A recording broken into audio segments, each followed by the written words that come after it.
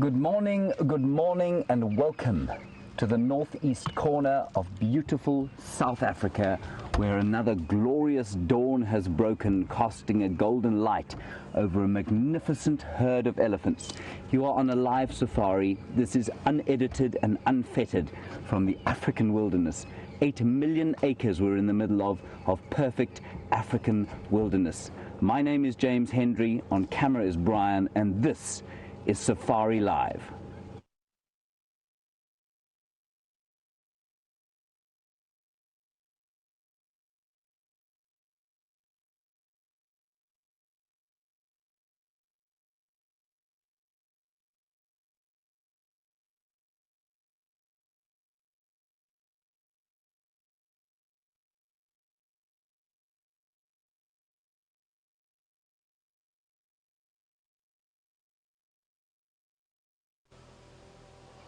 Welcome to the magnificent Djuma and Arathusa Game Reserves here in the famous Sabi Sands. It's part of the Greater Kruger National Park in northeastern South Africa. About the same size as New Jersey, it's home to all Africa's iconic animals. This is Safari Live. It's 6 a.m, dawn has just broken. My name is Hayden Turner, and we've got an amazing adventure for you. I've got 2 vehicles out, a bushwalk, a drone in the sky, and we've had trackers out before dawn. If you want to communicate with us, it's hashtag Safari Live on Twitter. You have just gotten on the biggest safari vehicle on the planet. We're going to cross over to Scott on bushwalk. Let's see what he's up to.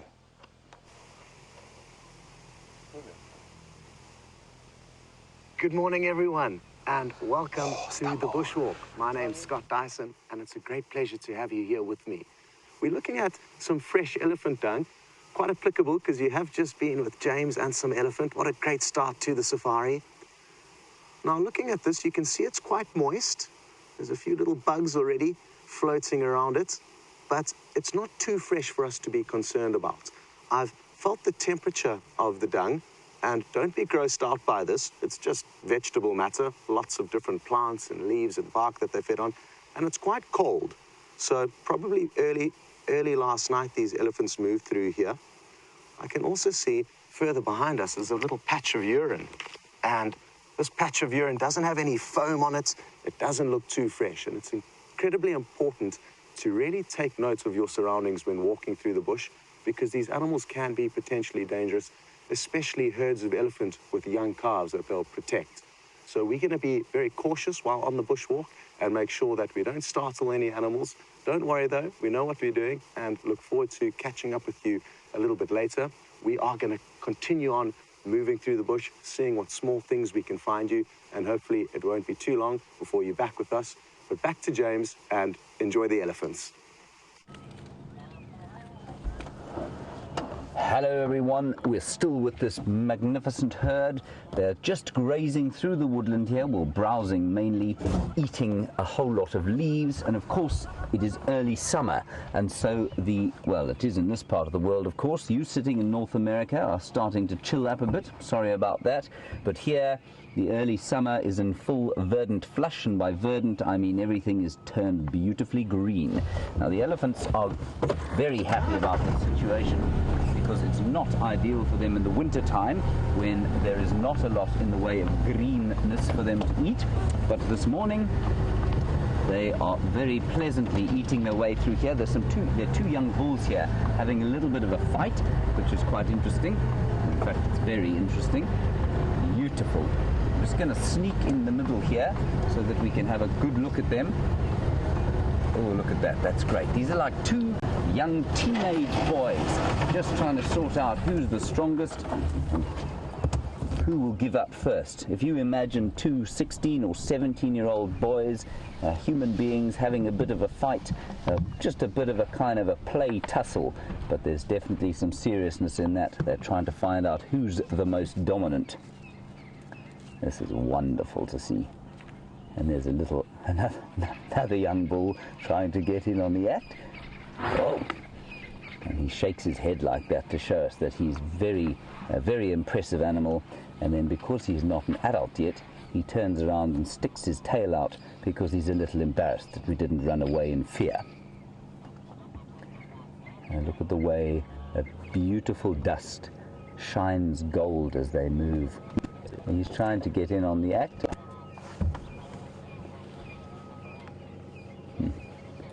And I was just telling you about the fact that it's beautiful early summer here, and it's 22 degrees Celsius if you are anywhere in the world where it uses the metric system, and that's about 72 degrees Fahrenheit. Very, very pleasant morning, and there's nothing, I tell you, quite like the feeling of the African dawn sun on your face in the morning. Now, I'm just going to get a little bit closer to these fellows as they tussle, and just to let you know how perhaps you've never seen an elephant before. Elephants live in a matriarchal herd with the females and closely related females and their youngsters, and then the big bulls live on their own.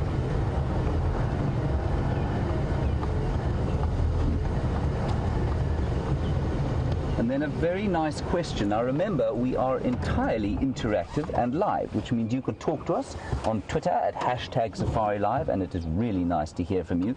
And we have a question from Bastian. Thank you, Bastian, for your question. It's a good one. What do elephant bulls fight over?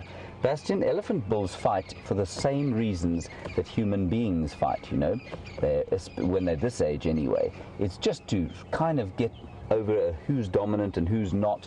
There are important lessons that they learn through play fighting. It's like two teenagers having a little bit of a wrestle. And that's basically what it is. There's nothing serious going on here. When they get older, of course, they also, a bit like humans, will start to fight over the ladies. And those can be a lot more vicious, those fights. Certainly the big bulls are hugely impressive, 6 tons of animal. And in pounds, that's more than, say, 13 or 14,000 pounds of elephant flesh. And when they get into a tussle over an estrus female, it's particularly, well, it's vicious, and it is a gigantic affair that occurs out here. I'm just going to sneak a little bit further forward. Thank you, Bastian, for your question. Excellent one. And just remember, everyone, if you want to ask us a question, we do love to hear from you. #SafariLive. We are very live and very interactive. Lots going on in this reserve.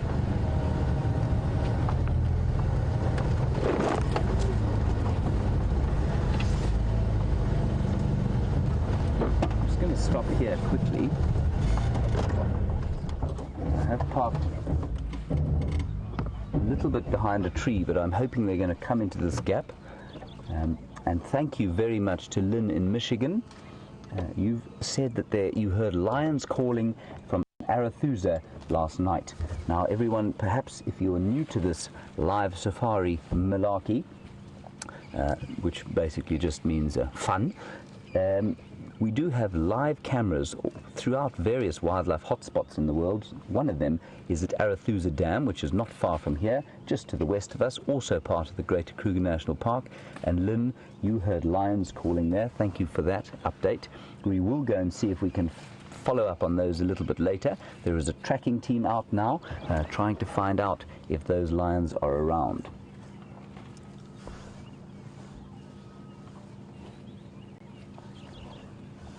Right, I am going to speed out of here, well, with as much politeness to these elephants as I can. Apparently the lions have been spotted just to the south of here, so I'm going to try and get there as soon as possible, and I will see you a little bit later.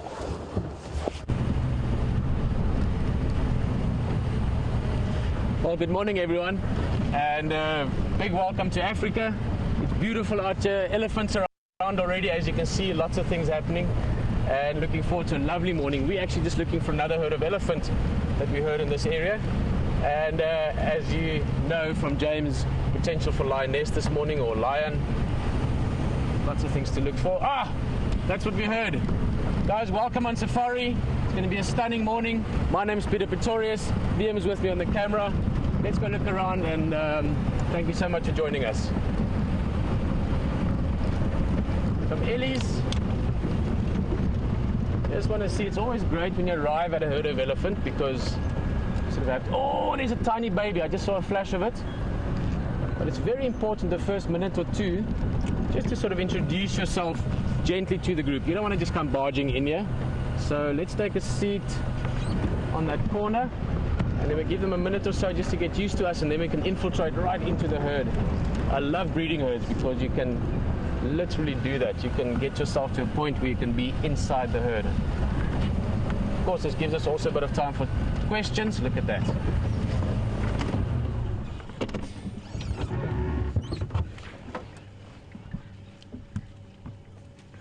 Beautiful. That's one of the younger females in the group. Fantastic. There's a big female I can see as well. This looks like quite a nice sized breeding herd and a playful youngster. Hello, mister. I love baby ellies, by the way. It's one of my favorite things to see in the bush. Let's go a little bit closer here. Morning, Robert. Robert's just asking whether a cobra or a bite from a venomous snake could kill an elephant. Highly unlikely, even to the point that they probably won't even bite through the skin, Robert. Elephants will normally just chase snakes off if they do see them. Right towards the east here. It's about half an hour after sunrise here in southern Africa, and it's a beautiful time of the day. Still have that golden light. It's still nice and cool. Always possible to find your predators as well. Lions, leopard are still very active early morning. Elephants are active most of the day actually. They can feed for 16, 18 hours depending on the conditions. And early morning you often find that especially the young elephant can be quite playful because it's nice and cool. They have that excitement in the bush, the birds calling. If you listen just now, you'll hear the francolins and all the different sounds. I can hear a crested barbet in the distance.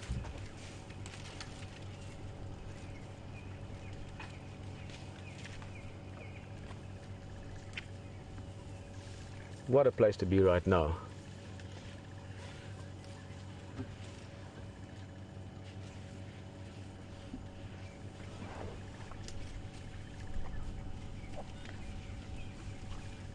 Just get a feeling for this group, at the same time allowing them to get a feeling for us. Oh, there's a nice big male at the back. I'm just going to go a little forward. Look at the little one. That's the youngest one in the group. I think that's probably about 2 months, 3 months old. Morning, Mo, all the way out of Chicago. Beautiful city, Chicago. It's one of my favorite cities in the US. Asking if the elephants wouldn't attack us if they smell us. Mo, firstly, these elephants are quite used to us. Let me just swing around here. Behind us here, we've got 2 young bulls coming up. Now, they can be great fun. They sort of at that teenager stage. Mo, so even if they smell us or see us, they know that we're not here to bother them, so they're not going to want to attack us. It's only really if you disrespect them or annoy them or do something that might make them feel uncomfortable or scared even. Most animals don't want to attack other things. They don't want to fight. They don't want to risk injury. There's too many other things. You have to find food and survive and do all your things. Unnecessary confrontation is avoided mostly.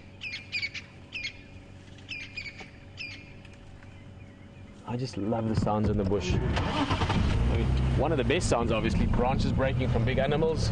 Lions roaring. Early this morning we could hear lions roaring.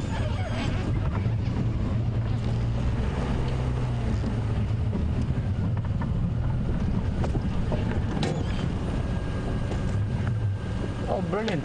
James is asking us there. Morning, James. At what age do young elephants leave the herd? Like those 2 we just saw, they'd be at that sort of beginning stages of it. Okay, guys, see, we've had a bit of time with these elephants now, so I'm going to just put us in a slightly better position. There's a nice big bull at the back. Awesome. Then so those young bulls sort of in their teens, 12, 14, 15, they start to leave the... Oh, this is stunning. That's a big bull to the right-hand side. And the big one sort of more to the front and to the left towards us. That's one of the adult females, perhaps even the matriarch. Oh, stunning. Elephant herds are run by matriarchs or led by matriarchs. Guys, this is amazing. This bull... Oh no, I thought he's in must. He's not in must. He's just got a nice set of tusks. He's got a little bit of some temporal secretion if you look on the side of his face.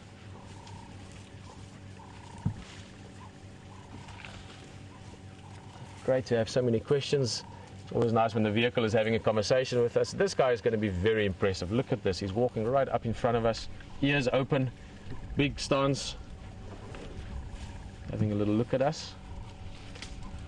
This guy would be in his late 20s if I look at him, maybe even, not early 30s, maybe late 20s, 27, 28. He's just got exceptional tusks for his age. Be interesting to see him when he's in his prime, when he's reaching 40, 45 maybe, he'll be huge. Connor just asking there, what age do elephants live to? Well, it depends on many things, but in a nutshell, 60, 55, 60 would be a good old age for an elephant in the wild. Depends a lot on the kind of food they eat.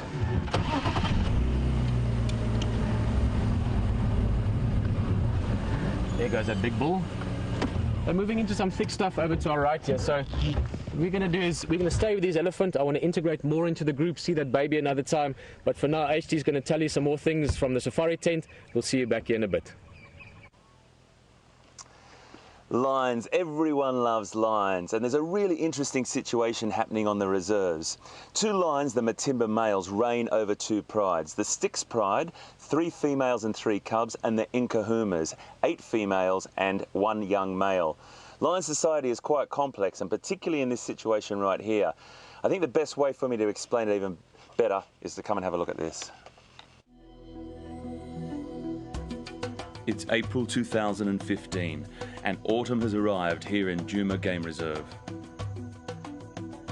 These two magnificent lions, known as the Matimba males, have dominated their territory unchallenged for the last few years. Inside their territory are 2 prides, both of which are protected by the Matimba males. The Nkuhuma pride is a large group made up of 8 lionesses and 1 young male. With so many mouths to feed, they are forced to pursue dangerous prey animals like the African buffalo.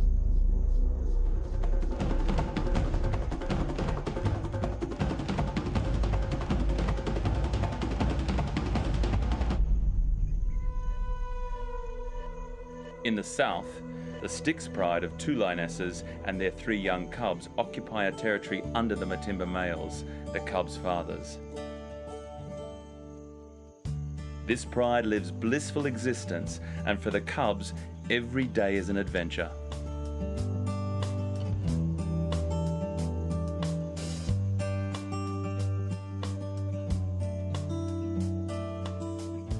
Mating rights go to these dominant males. But lion social life is seldom stable for long. Pushing in from the north are 5 young males known as the Birmingham boys. They threaten a territorial takeover, which will be a disaster for our prides here in the south. So, very, very complex, and James is en route to see those lions right now. This is what's so exciting about this. Everyone's everywhere, and we're going to go over to Scott and see what he's got on the bushwalk.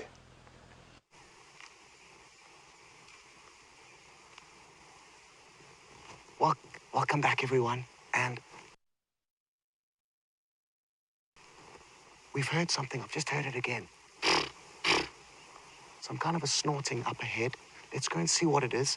I'm testing the wind with my ash bag, filled with old ash from our campfire, and it's in our favor. I think it could be wildebeest, but let's get a bit closer. I'm very happy that you've got to meet some of our local lion residents, and hopefully you'll get to see some live shortly. It sounds like James may be hot on their trail. It's so great to have you on this live bushwalk, and never in my wildest dreams did I think that I'd ever be taking people around on a walk through Africa. It's really exciting stuff, but we've got to keep calm and make sure we don't run into any trouble. That's why I'm going to keep testing the wind.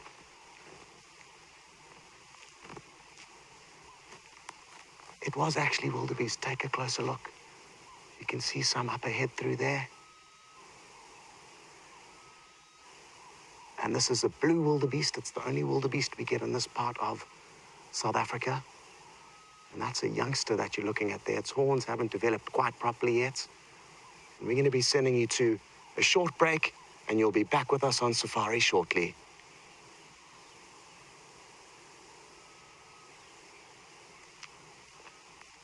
Okay, so we've just sent the TV audience on a quick ad break, but we're going to continue on the walk. So let's go and see what happens next. It sounds like there's quite a few wildebeest around here. Gendre, watch your antenna there. There's a branch overhanging.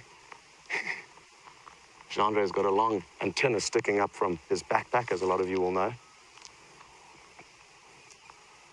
Just going to stop here and see if Gendre can't get you some shots of the one wildebeest that's following the rest of the herd. They seem to be moving in a northerly direction on this beautiful, beautiful morning here in the Sabi Sands. There it goes. It's just stopped to have a look at us. Maybe that's the big bull who's coming to make sure his ladies are all safe. And look, it's coming right up to us, just to make sure that we're not a threat.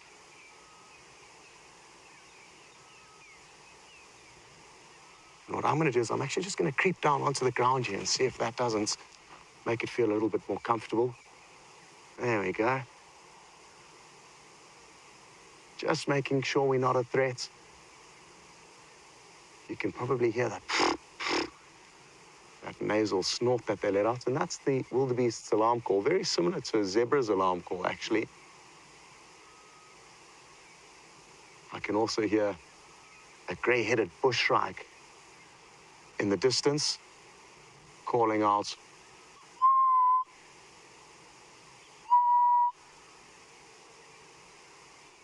Oh, great stuff. We're not going to put too much pressure on these wildebeest, so what we're going to do is probably just keep moving alongside them. Oh, let's try and get a silhouette. I'm dropping Gendre into... Oh, no, it flew off. It looks like two African hawk eagles that flew off, but always worth taking a chance to get you some good views.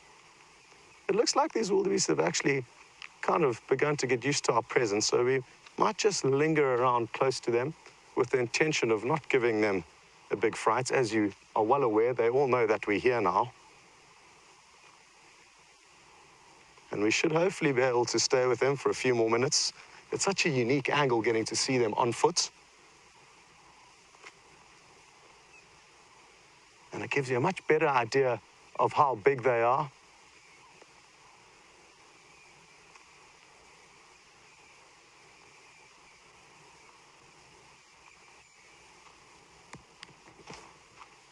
So I'm just chatting with Nikki. Quick, Nikki, if you don't mind just going again with your message, I didn't copy that clearly.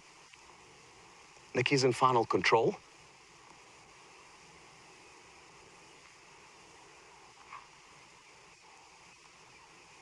No, Nix, you can stay with us. Stay with us is good. So Nikki's just finding out if she should stay with us or link to another vehicle. But I think we are going to still have a good view of these wildebeest. Just going to try and get into a good spot. We're going to be bringing our TV audience back in the next minute or so. And we want to get them back with a good start with some animals. Oh, good news, there's some zebra here. Even better. What I'm probably going to do is wait right here. Gendre, how's that looking? And now we're hearing a combination of zebras and wildebeest alarm calling.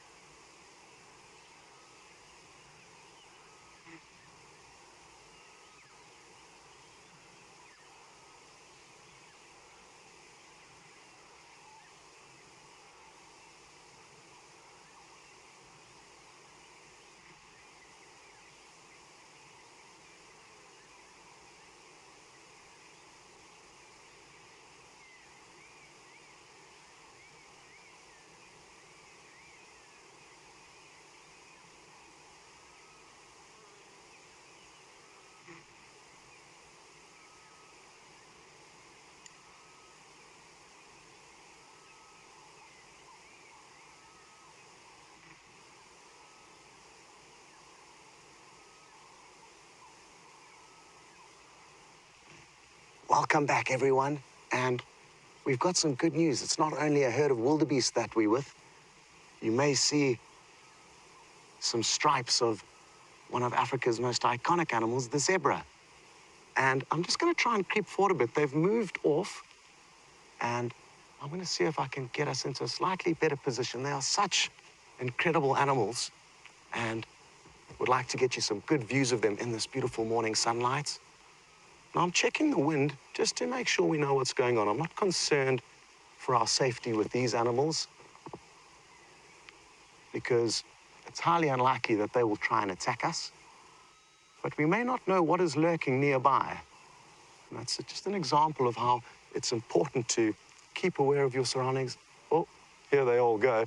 Maybe Jean-Andre might be able to get you one last shot of them all running off. It's not going to be easy. Beautiful.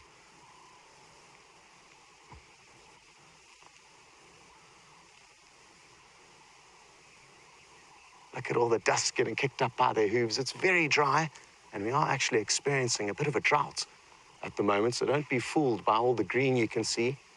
It's a lot drier than it usually is at this time of the year. Now, I've been mentioning that we do have to be aware of our surroundings, what's going on. It is potentially dangerous to be on foot, and Lisa in Clarksville would like to know if we have a weapon nearby, and yes, we do. Stefan, a very experienced trails guide who's been working on foot in Africa for over 15 years, is with us, and he's just behind us carrying a weapon, but it's highly unlikely that we'd have to use it, and it's a matter of last resort. I guess like anything in life, if you know your surroundings and you know your environment, they become a lot safer.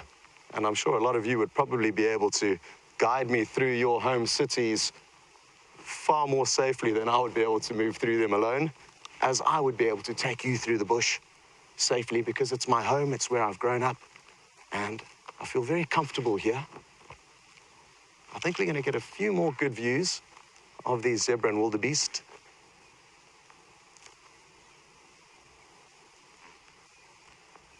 What I'm going to do is probably just crouch down a little bit further up ahead here. And you should get another good view. There's two zebra standing just up ahead of us here.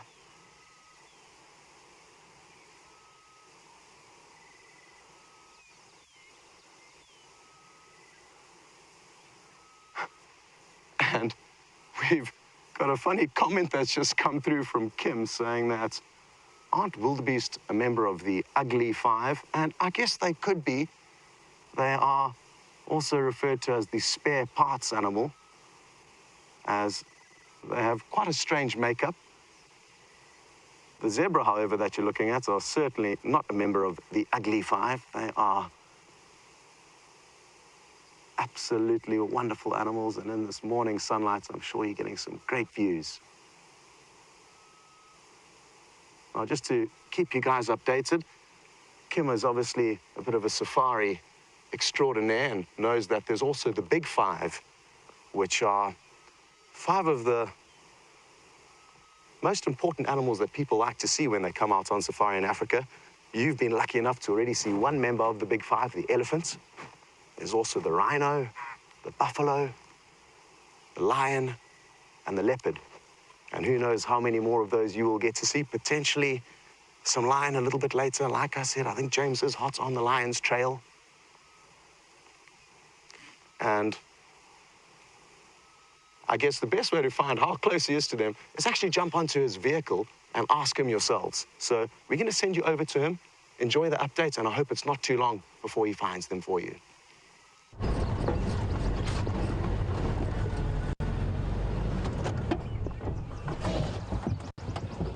Hello everybody, high adrenaline stuff here. We came down to this part of the reserve and we spotted just the black pom-pom of a lion's tail coming through here, and then we had to get through the drainage line in this vehicle. Very clever vehicle it is too. And now we're stuck in, well, we're not stuck, but we're in the middle of some pretty thick bush here, trying to maneuver our way around and see if we can't find her. She was roaring earlier this morning, which means she's being quite territorial about. Of course, that they do melt into the bush if they want to, especially when it's as thick as this. So what we're going to do is carry on through here. These vehicles, of course, do push over the odd tree, but the trees generally pop up behind us, and as you can see, there's quite an abundance of trees. So we're going to gently ease our way through here and see if we can't find sight of this beautiful lioness. Just like I say, all I saw was a pom-pom on the end of her tail, that lovely black. Oh, hang on, here we go. Okay, we're getting an update on the radio. They're apparently just up here near the power lines. We're going to carry on here. Now just watch your heads, everyone. Lift your coffees or teas or snifters or whatever it is you have on your lap off your laps, and don't spill. It's going to get a little bit bumpy in here. Apparently there's a little road up here where she's just popped out. So we'll do our best to get in there without causing too much noise. Apologies again if there is any kind of scraping, like that scraping noise. Now watch your heads here. Don't get caught on any thorns. Brian, watch out. Brian, of course, is as tall as a giraffe, and so he's likely to be decapitated if I'm not very careful. That's a white berry bush there. Makes very nice fruit in the summertime. This is a Cumbritum tree. It will pop up behind us, fear not. And now apparently this lioness is heading towards this little road over here. Easing through here. Right. I'm just going to quickly peep around the corner here and see if she isn't on this little road. And if she isn't, I'm going to hand you back to Hayden, who will tell you a bit about more about this incredible lion dynamics that are going on here in this little part of paradise that we call home. I don't see her here. We're going to head across to Hayden. I'm going to keep up the search. I'll see you a little bit later. Well, while James is down there looking for that female, I wanted to bring you up to speed with a bit more of the lion story. The Birmingham boys, 5 males. These boys mean business, but at the moment we're just trying to find out where they are. A backstory about them: when I first met them, they were about 3.5 years of age, and that was about 12 months ago. Now, a year later, they actually are starting to mean business, and they were flying under the radar of the Matimba males there, but now they're actually feeling more educated and more powerful. And the reason behind that is because they are 5 lions, and it's called a coalition. A coalition is a group of males that have joined forces to improve their power and success. They're usually, not always, but usually related males from a pride that have been pushed out through their adolescence. Have a look at this. The Birmingham boys. 5 young males are moving in from the north to take over the Matimba's territory. If this happens, these cubs will be killed. This is how lions make sure that their bloodline dominates. It's a harsh reality, but it's nature, raw and real. Soon the threat of invasion heightens as 5 marauding males break cover for the first time. Crossing the territorial line, they move deeper into the heart of Matimba territory and steal a buffalo kill from the Nkahumas. This is a sure sign that the Birmingham boys are here to stay. Ready to fight. Nothing will stand in their way.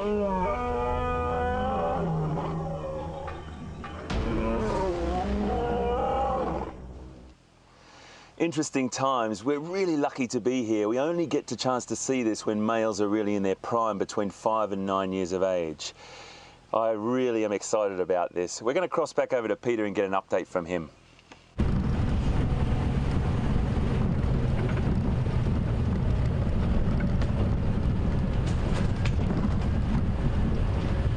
Well, so many things happening. You won't believe it actually, those elephants managed to slip away from us. They went into really thick stuff. We tried to go around, and as much as they are massive animals, they just disappeared in there. So we've left them. We're now very close to Buffelshoek Dam, which is one of the watering holes that still has water. We're quite dry here at the moment. It's not been raining that much, and we're in early summer, so water holes are very, very attractive to all animals, and lots of activity around them quite often. So we're going to go down there and see what we can find. As Hayden was telling you, HT as we call him, very interesting lion sort of activity in the area as a, sort of in the bigger picture. And hopefully we can get you right into that picture this morning. The guys are very, very hot on the trail of a lioness. Otherwise, we're just coming up to the waterhole, and for me, it's always exciting when you approach a waterhole. Every single time, millions of times almost by this time that I've driven towards water, you're always a bit excited because there might be nothing there and just beautiful views, but there might be anything there as well. So it's coming up. Let's have a look.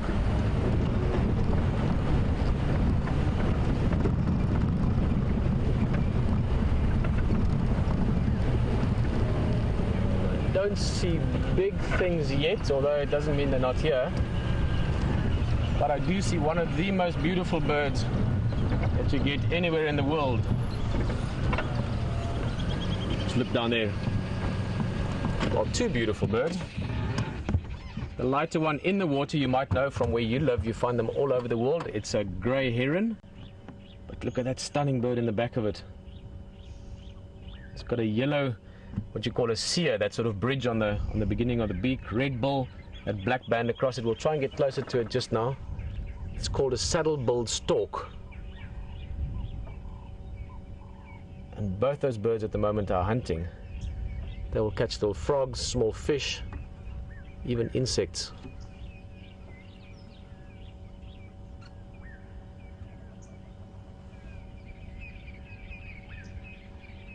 But let's just go around a little bit. We'll actually get closer to those birds as well.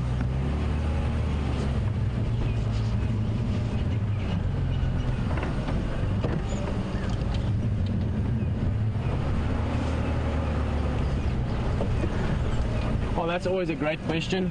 Morning, Isaac. Asking what's my favorite animal on safari. Hold on a second. Sorry, just done a big dip there. Oh, many different ones. But I must say, in this area where we are, Sabi Sands is some of the best, if not the best, leopard viewing in the world. So seeing leopard out here is always phenomenal. Elephant, I do like elephant a lot because you get that true sense of intelligence and interaction from them. Here you can see on the left-hand side, in fact, they've been here recently. So look at this muddy sort of, it looks like a mix of cement almost. This would have been from elephant, having a mud bath here earlier. Might well still find some coming down to drink as well.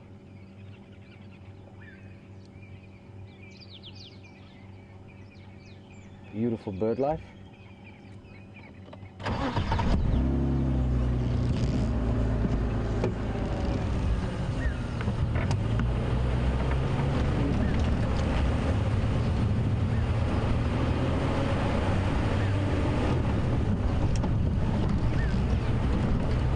Morning, Beverly, all the way from North Carolina.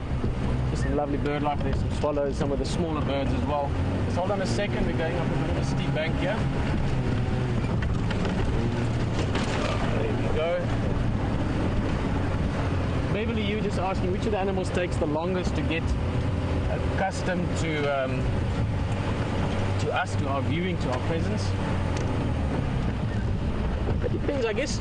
You could say leopard. Leopard are probably, sorry, but I'm just looking at tracks here as well. There's some nice soft sand here, so it's a good place to see who's been around, what tracks have they left.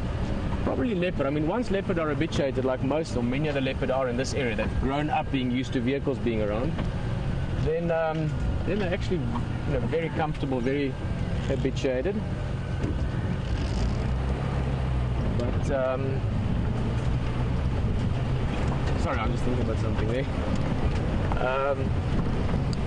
Probably leopard, to get them to that point, because they can be very surreptitious, very sly in the beginning. Yay! We have the lions! Enjoy it! Hello everybody, there she is, a beautiful lioness sitting on a termite mound in perfect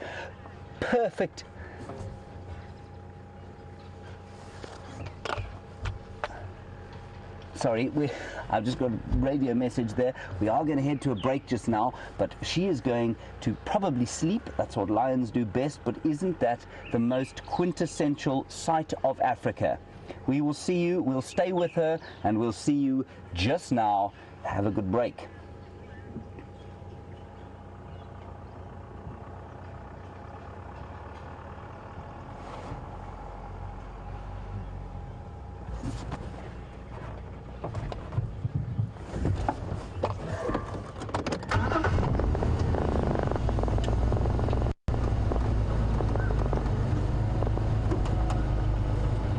Thank you, boy.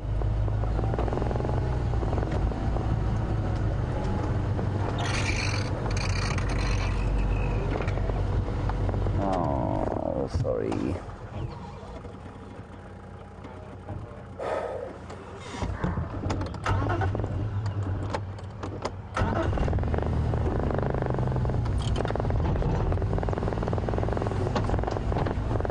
She's a little bit nervous. Perhaps she goes, she's just trying.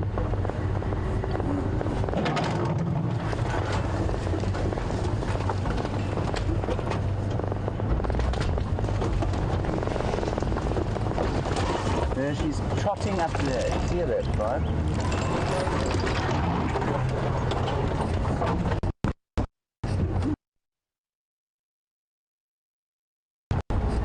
Sorry about that. Sorry about that.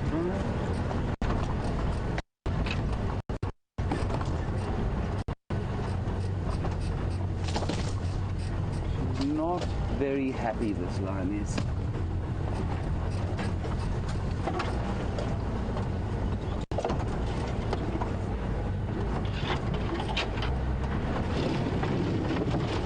Moving through here.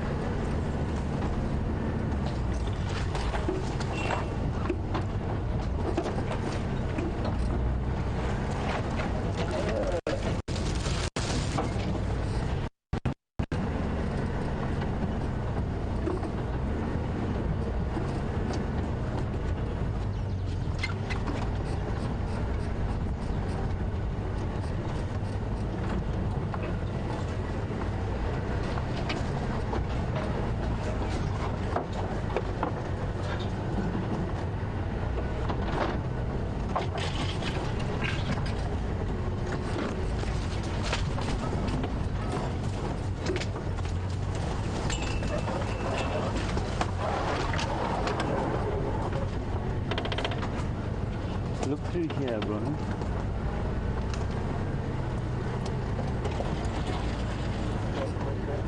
You got it? Just lying down.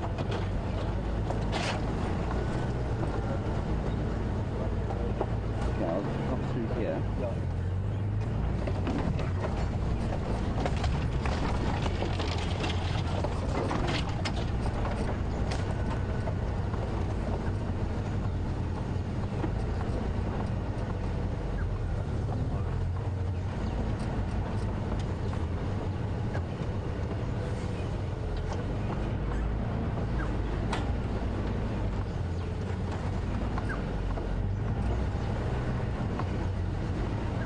Saw it here. Yeah, I definitely saw it.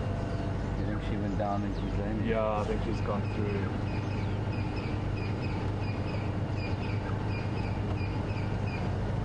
We don't know which lioness this is. No one seems to know. She's on her own. But interestingly, she does have those very orange eyes.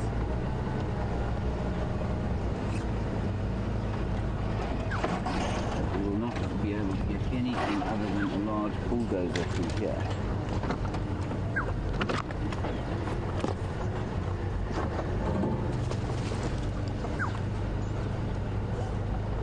There she is. Brian, can you get a picture of her from there? I can try and sneak a little bit forward to see if you can get a picture first.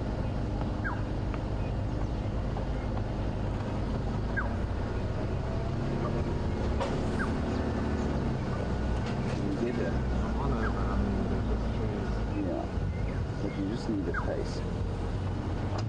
Sneak you a little bit forward where I was. And there we go. Back a bit. Maybe try to go forward a bit more. A little bit more. Tiny bit. Okay. So everyone on the internet, we're about to go back to the TV audience in 30 seconds. This is obviously not the best lion view in the world, but it is a lioness, and it's so interesting because she's on her own. We don't know why, we don't know who she is. Perhaps you might have an idea. Brian, you know what? I'm going to pull you forward slightly. I've got a better view where I'm sitting.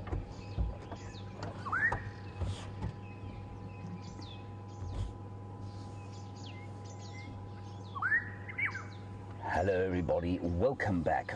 Just in case you've just joined us, first of all, you are most welcome. You're on a live safari. If you want to talk to us, #SafariLive. What you're looking at there is a beautiful African lioness. She's been walking through this area. We've been following her for the last 10 minutes or so, trying to find her. And she was roaring earlier this morning.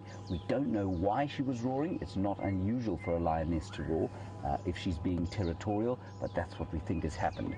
I'm just going to sneak very slowly forward and we'll try and get a good view.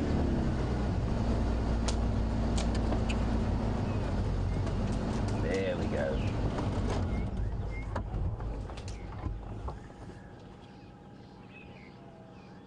Brian, that's I think the best we're going to get for now, hey? Lisa in Toronto, thank you for your question. You want to know if this lioness maybe has cubs, and that's why she's a little skittish and roaring. No, I'd say quite the opposite.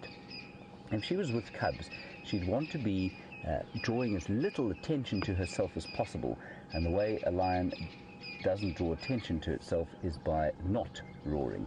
And so I'd say that she's probably trying to find the rest of her pride. Why she's being separated, of course, has probably got something to do with the fact that the lions are in real turmoil. As Hayden has no doubt told you, and as you've seen, those Birmingham boys have created great upheaval out here, and I think that's why the lion prides have split up. They don't really know whether they're coming or going, and that's what's going on here. So not the best view at the moment. I am going to, Brian, do you have any ideas? You try and sneak in there, maybe. She seems to have relaxed a bit, which is quite nice. She was a little bit tense when we first found her on that termite mound, and I think it's probably because she separated from the rest of her pride. Very special just to see a lion. We haven't seen a lion for a while, and that's because of the turmoil that's been going on around here. What I'm going to do is just slowly reverse back and see if we can't get a slightly better view in there. Of course, there are lots and lots of trees in here, which is not the trees' fault, of course. They have they have the same right to life as we do, of course. We're going to head across to Pieter. He's got the second member of the big five, or the top 5 predator hierarchy, the lion on top, and what Pieter's going to show you second. We'll see you just now.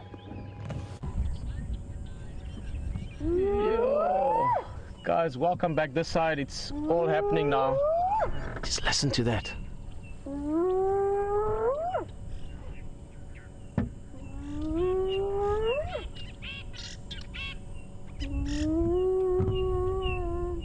Oh, that's beautiful. I'm going to tell you what's happened here just now because it's very interesting, but we have 3, 4, 5, 6, 7 hyena, 8 hyena that we could sort of see coming in. Spotted hyena. And they're busy feeding on a small carcass. We'll show you what it is just now. Big belly, it's quite full. She's walking right in front of us here.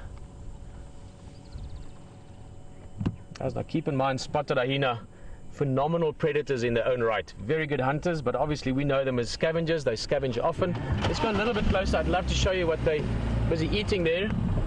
All that commotion that was happening just now, and that beautiful call. Ooh. Love that sound. It's like lions roaring at night. It just tells you that there's big hairy animals out there. And spotted hyena actually often have a bad reputation. They're actually really cool animals. Very, very close family structures. They look after each other really well.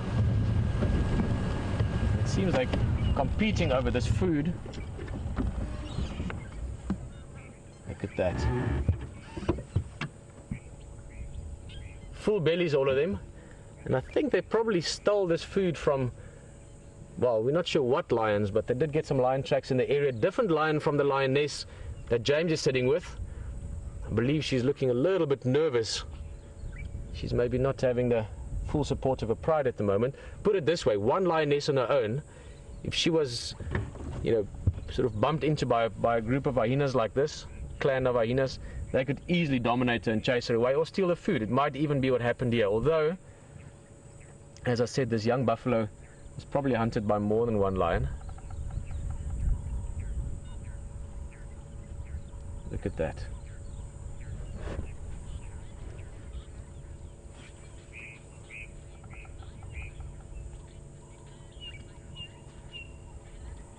Guys, it would be great if the lions popped back out. You know, that has also happened. You never know. I mean, any second they could come out. You can see these hyenas well. Look at the two here to the left that aren't eating. Very alert. Look at this one lying down. He might be lying down, but his ears and his eyes and his nose are fully alert. Hyenas, a lot of the value for them in the clan is that they can work together, whether it's hunting, similar to lions. Ellen, you were just asking now the different ways of hunting. Hyenas and lions are group hunters, generally speaking, although lions are also very successful on their own. But it's also to do with being able to protect your food afterwards. No point if you're a good hunter and your food gets stolen by hyenas in this case maybe. For a leopard, solitary hunters, they normally try and put the food up in a tree so as to avoid being sort of stolen by hyenas or lions. They take each other's food often.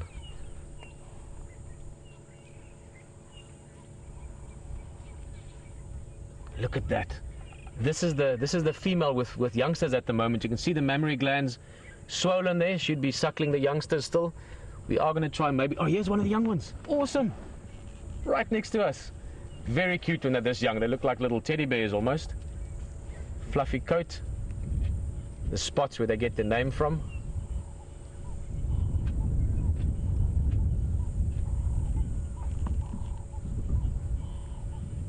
Now that's often a thing. Susie's just asking us. Hello Susie from Las Vegas. What does it smell like? Well, this is a fresh kill. This happened probably in the early hours of the morning. Look at how quickly they go in. She's taken some food. She's the alpha female, so she could have a pick to an extent. Immediately they in to grab something as well. Now there might be a close-knit family unit. Here's another young one. Guys, this is amazing. We've got so many hyenas around us here. Susie, but quickly for your question, no smell yet. This is a fresh carcass.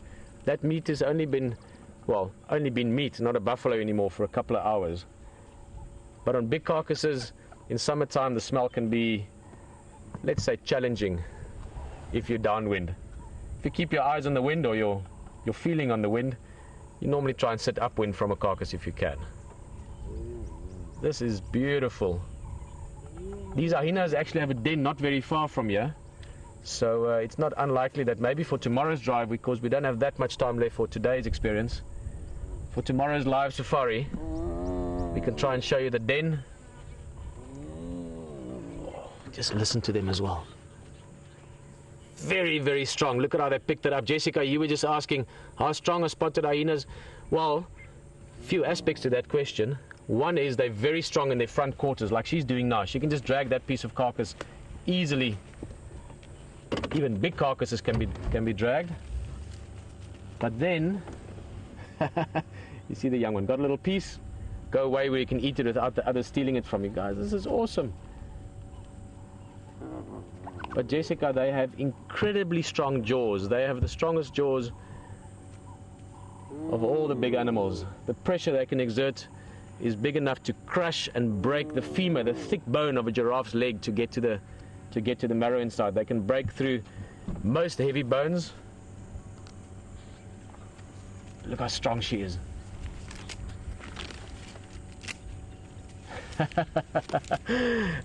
Annie, hello from Portland. How much can hyenas eat? Well, look at her belly. That's a good indication. You're strong, huh? Very strong. And very obliging as well. She just dragged this right next to us here into the open. But you were just asking how much can they eat? More than lions? Well, maybe not more than lions, just because lions are proportionately bigger than hyenas, so they have a bigger stomach because they are larger. But you know, to eat the lion's share, put it this way, hyenas would be happy to give it their best shot as well. They can eat, I'm guessing, probably about 15-20 kilograms of meat in one go. They will gorge themselves when the opportunity is there. But just look at how beautiful that is. The youngsters, as much as they are eating, also investigating and playing a little bit with this carcass. I wonder where the lions are that had this. although I don't blame them for getting out of here. The whole pack of hyena must have been here quite soon after the hunt, just because we're not very far from the den. I'm just going to move slightly, as you must keep in mind, we are in the bush. This is all live. There's a bunch of things between us and you to get you to us in Africa.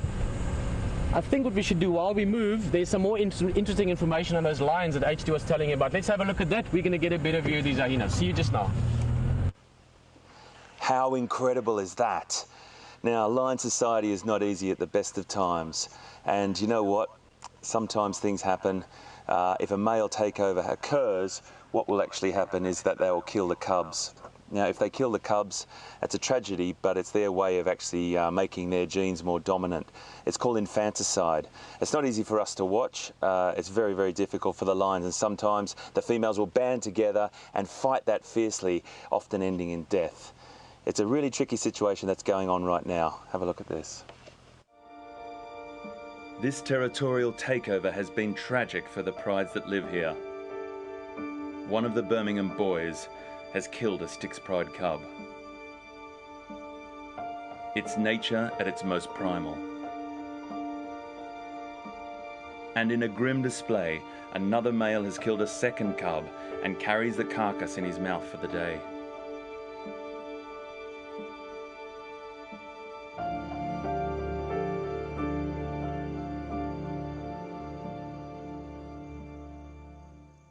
These deaths mean mating rights to the Birmingham boys, so that the new dominant male bloodlines can begin. After many years, the Matimba males have been evicted and will now roam the bush alone.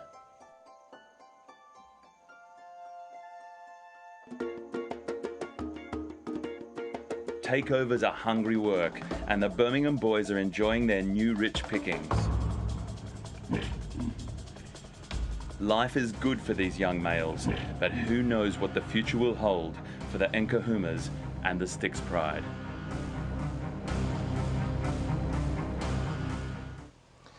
So there you have it. That's the story up to speed to now, and it's a pretty tricky situation. The Matimba males pushed out, the Birmingham boys coming in. Who knows what's going to happen for the Nkuhumas and the Styx pride? And we've got word on the street. The Bush Telegraph says that there's a coalition of 9 males potentially coming from the north. Goodness me, if that happens, it's going to be intense. I'm going to cross back to James. I'll see you later.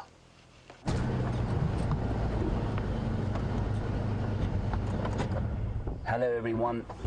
So you've just seen the turmoil that the Birmingham boys have created. Now, I've been watching this lioness for the last 10 minutes, and we think that this is Amber Eyes. Now, Amber Eyes has not been introduced to you, but the Nkuhuma pride has.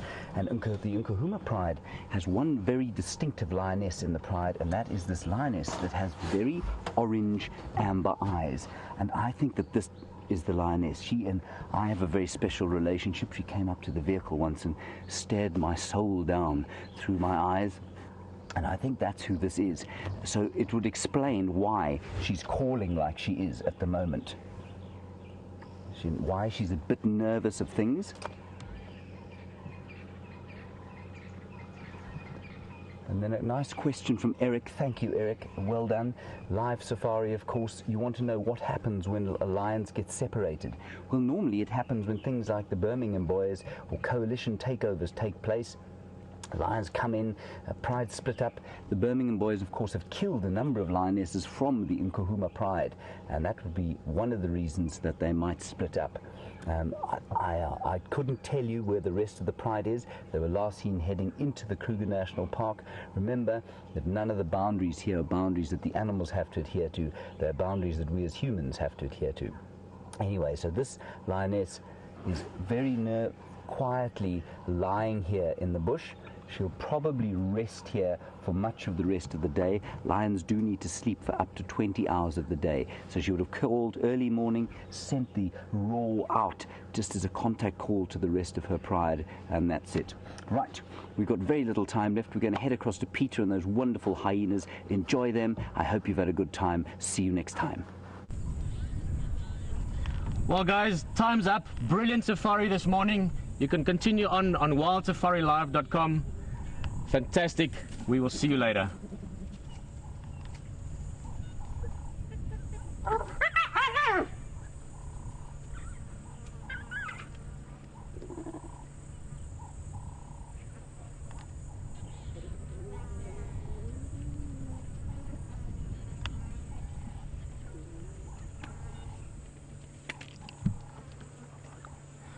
Well guys, that was the first part of the drive. Beautiful morning, fantastic hyena. We're sitting here, we just counted, what was our count there, VM? 11? I think we had 11 in total so far. There's 1, 2, 3, 4 off to the left. This group here, a couple more to the back of us there as well. There's another 1 or 2 in the bush, 3. Fantastic hyena, lioness around, lots of activity around.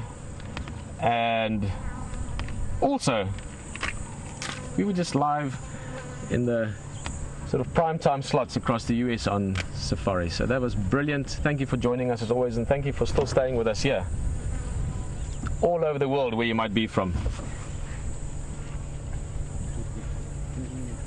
Honestly, this is one of the best hyena sightings I've had in a long time. Just so much activity and interaction between the clan itself, between the group.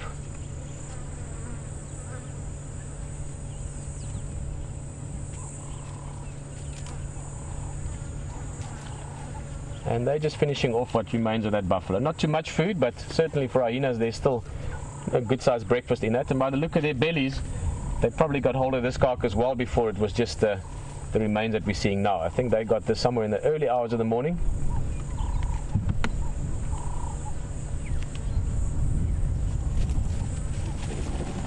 Hey, what's going on there? I think they're spooking themselves sometimes. Obviously they are a bit nervous. Around a carcass like this, you never know what else might pop out here. Maybe some other hyena. Lion, obviously, that I think was the original kill, or that made the original kill.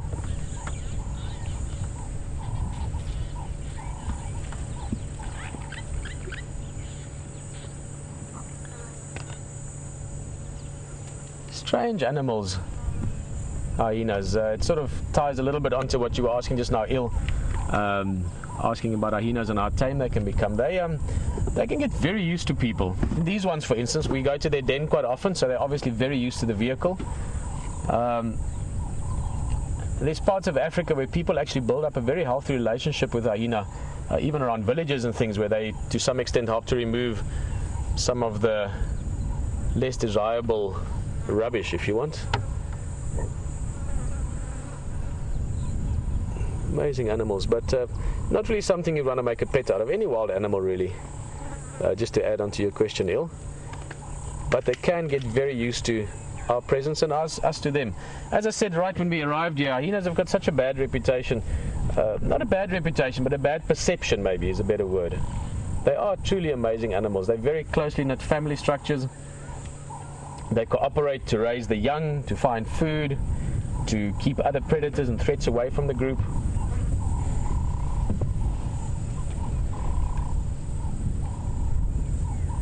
They really are quite grand. Bless you.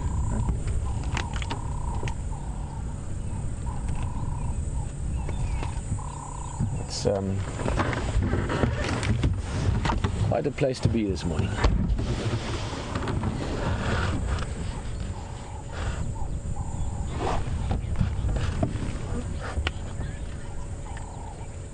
Yeah, let's have another close look. They're in the shadows now and the sun is getting higher quickly, so a little bit tricky to see, Megan, but you're asking what they're eating there. You can probably see it. It's a young buffalo, about a year old. Actually, sorry, about 2 years old.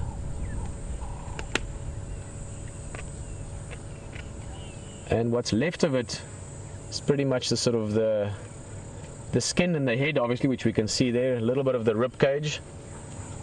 With a big buffalo, you know, buffalo is sort of 5, 6 or 10 years old, often the rib cage is left, but younger buffalo like this, they will probably eat almost all of the bones, except maybe obviously the skull, and the spinal column normally it's too hard, although they will eat some of it, some of the column, I mean, some of the backbones.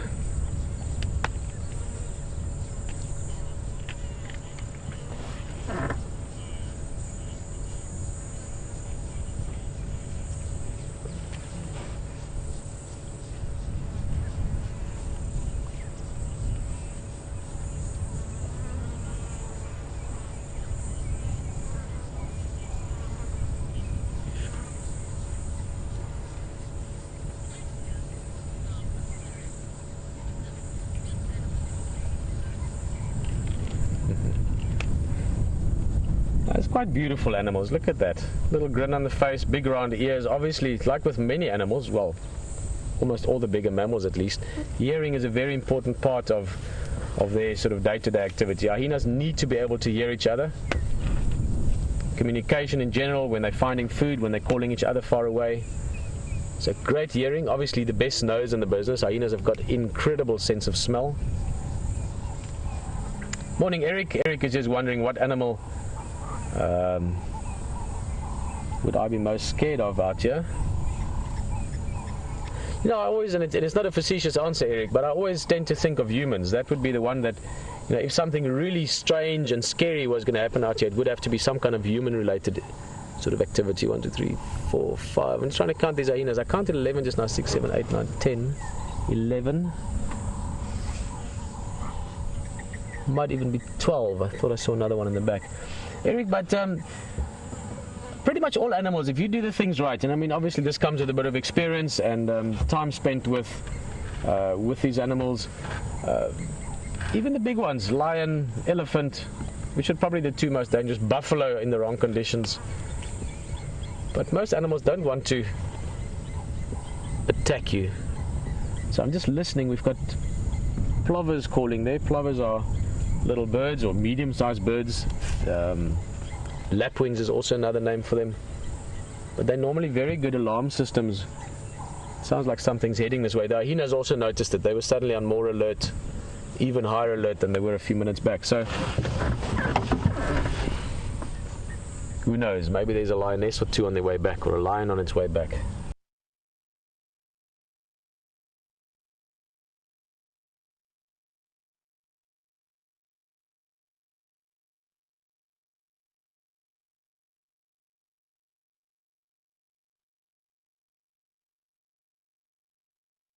Many close calls, but the point of that is we're all still here. So as long as you focus and do the right thing in the moment, most close calls are still good. But yeah, we've had with WildEarth, we've had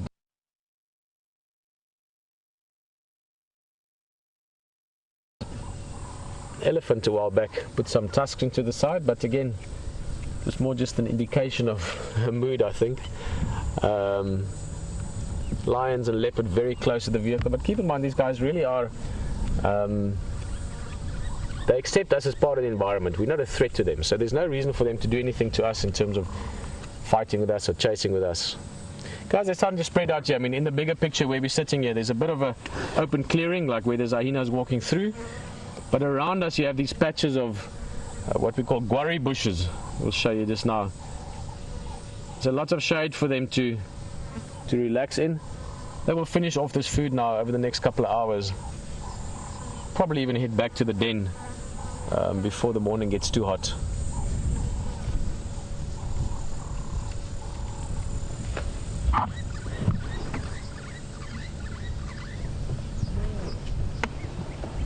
This one having a walk over to another member of the family there. Notice how they walk as well, left and right legs together. They don't have the normal walking pattern of, for instance, a lion. And that's because the back legs are a little bit shorter. So for them to walk with the opposing legs would mean they'd have to cross the legs too far. So they walk the same way, coincidentally, as giraffe. I'll show you when we see one.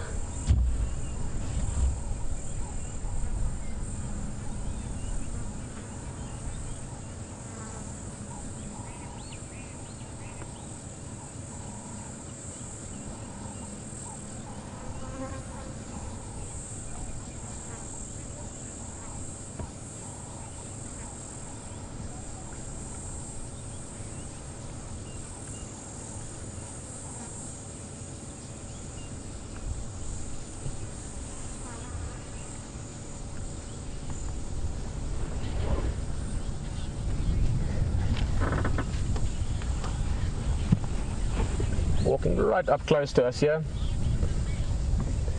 Just to give you an idea again, some hyena there, some hyena further back, a bunch under the tree here, so they've all sort of spread out around us here. Wait, what's going on there?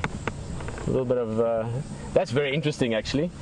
sort of ties into your question, Terry. That was actually one of the young ones chasing away one of the bigger ones, and that's to do with hierarchy in the group. Terry was asking just now, do the males get first preference to food, the same as the females, the same as the males with lions? In other words, who gets first pickings? It's very interesting with the hyena. The males, even the biggest, most dominant of the males, fall in the hierarchy of the clan below the lowest ranking female. In other words, all the females outrank all the males. Obviously you have the alpha female, which is normally the dominant or breeding female. She would have first pickings to an extent, but hyenas really sort of have a go at it as well altogether. So there's a lot of snarling and laughing, and I don't mean laughing like ha-ha for a good joke. I mean that sort of, there's a good word for it which has totally slipped my mind now. Hyenas make this, sort of frantic laughing noise, which you would have heard before if you've seen them around the carcass.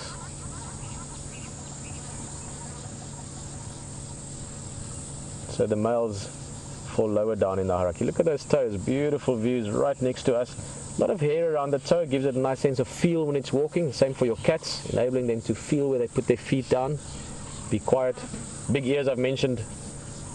My, what a big nose you've got. So much to smell so much better with. Hyenas could certainly say that.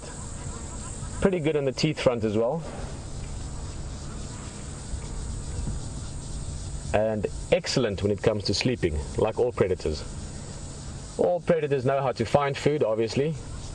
How to eat it, obviously. If possible, how to defend it from other predators. But another thing they all have in common is they're all great sleepers. When the belly is full, when you know you've got food, get your head down, have a good nap, digest it. Happy days in Africa. But not for long. Look around, listen around, because you don't want to be, how shall I put it, on the menu. Wow, look at this. I don't know if we can't actually show you. The one hyena's gone right behind us. There it is, there it is. Hello. Coming to have a look at us. Amazing. What's he doing? Sniffing us. That's how close he is. That's where VM sits. Around the camera. I can't even see him, he's that close. I think he's sniffing the vehicle now. You see him again, VM? There we go. I love that as well. When animals are curious, they come and have a look at you. We look at them all the time, so why not them at us? If we can find a hyena interesting or an elephant interesting, when they don't have to look around too much for lions or other threats, be curious, they come and have a look. This one looks like it might even just want to be in the shade from the vehicle, so amazing. When he's literally not even a foot away from the vehicle, he's almost touching it. I say he, it's very difficult with hyena. This could be a she as well. Male and female are almost indistinguishable unless they're really big mature ones. Then you can see the dominant females normally are very large, and you can also see it in the behavior. But a hyena like that, male or female, almost impossible to tell the difference. Okay, there is a bit further. These ones are settling down as well beautifully under the tree. Little bit of food left. I actually had a smell of it now. Earlier the question was there, what does it smell like? And you can smell it fresh. I would say this was killed in the early hours of the morning, 3 o'clock, 4 o'clock somewhere. The hyenas would have heard it. They're only half a mile away from you in their den. Rushed over the lionesses or lions, whoever killed it, we don't know yet from the tracks. Would have had a bit of time to eat, maybe fought over the carcass a bit, and then the hyenas would have come in and taken over. The wens, which is why they have full bellies, and the lions, we don't know where they are. And we've got a game drive vehicle approaching, which is why the hyenas suddenly a bit more alert. This is also a young one still. This would have been from the previous litter, probably about 1.5 years, 2 years old.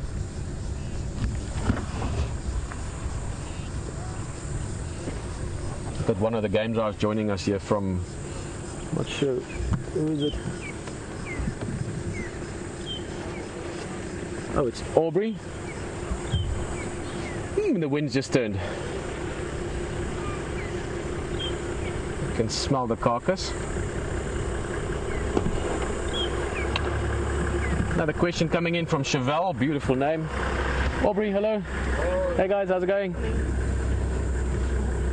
guest joining us here from Ngalago camp, one of the camps of Djuma. Chevelle, you were just asking, what are the predators of hyena? A little bit of interaction here between the two. I think a slight dominant behavior there as well. Well, it's not really predators in the sense of, you know, a lion goes out to hunt a hyena because it's hungry. In other words, it's not the same relationship as lions would have with other prey species like zebra or so on. But a danger to them would certainly be lions. Lions kill hyenas, make no mistake. Hyenas also kill lions sometimes. And when they're very small, the baby hyenas would be in danger from leopard, potentially other hyena perhaps. I mean, predators will kill other predators, youngsters as well, because that's potential competition down the line. But there's nothing that walks around looking for a hyena to eat. In other words, it's not that they're a prey species at all. So it's more the competitive battles that ends up in mortality sometimes.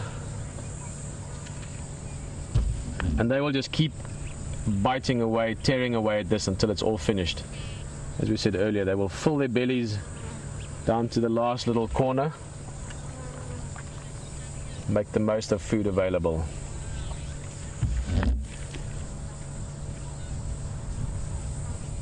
Well, people don't always think hyena are the prettiest of animals, although that's debatable. In the right light, anything looks good, and especially baby hyenas can be beautiful. But one thing we all agree that is beautiful is a flower.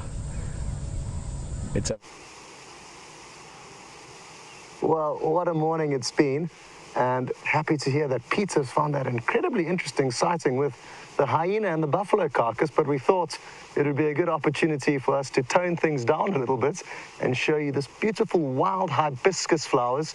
It's probably my favorite flower of the Lowveld at this time of the year, and we're so lucky to be here in spring as we get to see not only the beautiful and interesting animals, but also this huge surge in growth with the vegetation. Now, we're working in this area. There's been a squirrel alarm calling, or several of them, and we're trying to work out what it is exactly that is disturbing this squirrel. And hopefully it's a leopard or a big predator, or maybe it's something smaller like a snake, equally as interesting, and hopefully it won't take long for us to track it down. We are going to continue on our search and send you back to Pieter with the hyena. See you later.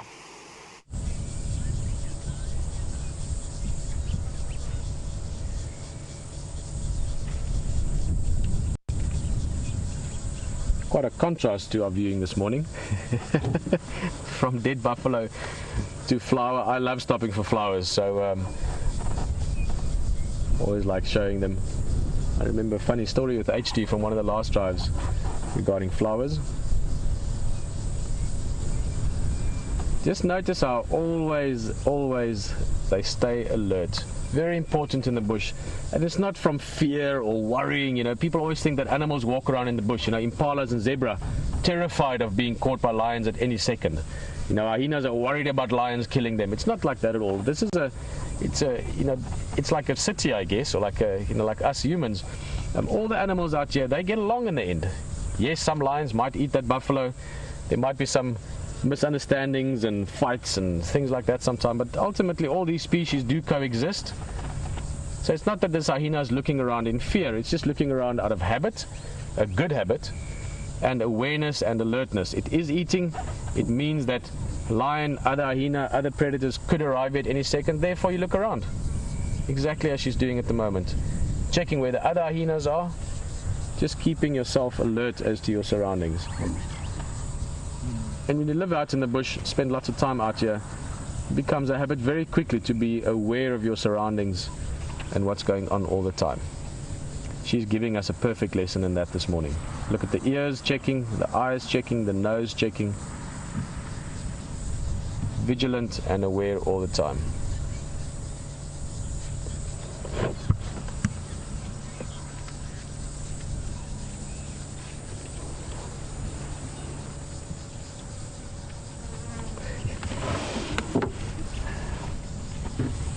And this is the same one that came and sniffed the vehicle earlier. Others are there in the shade, more in the shade in the back.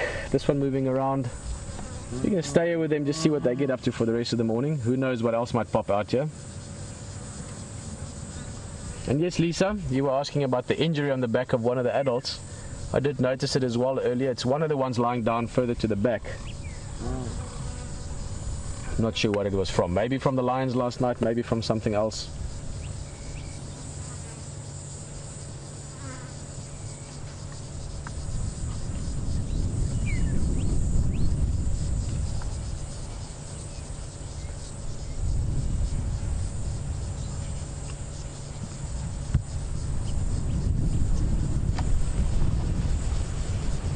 Bit of wind picking up.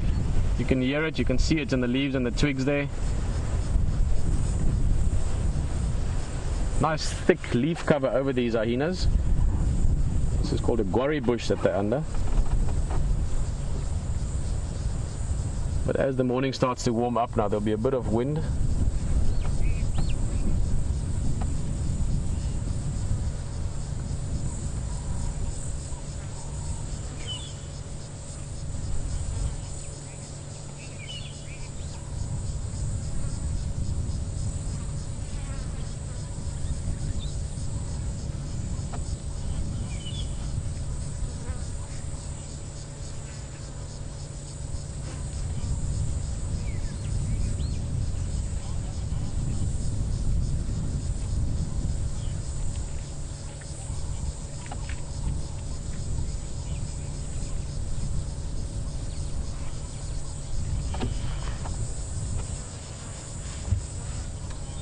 But the main sort of competitive time within this clan, so within the group competing to get your share of the food, I think that's past. They've all had a good belly full, so there'll be more sort of relaxed rotation now between individuals. We should maybe try and move a little bit. I'd love to show you that group at the back under the shade. Have a look at what they're doing. Not much, but it's always interesting when they're sleeping together as a group. James is still out there as well. Not sure where we're at with the lioness. He's going to tell you.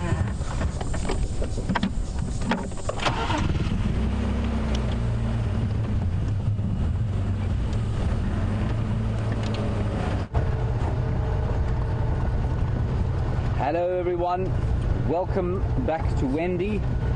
She had to take a brief break after her exceptional job of getting into that lion sighting just now.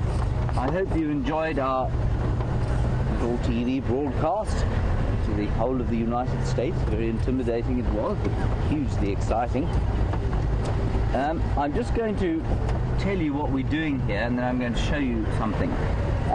First of all, we heard that the Styx Pride was around here somewhere earlier on.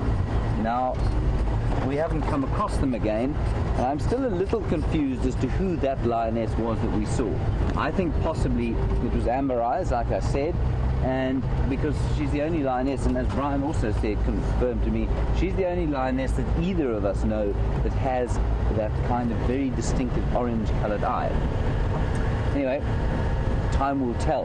And we're now driving up here, hoping to see the Styx Pride. They were apparently spotted here quite early this morning, but they have since melted into the bush. And as you all know, with the building heat, so the lions will probably go to sleep.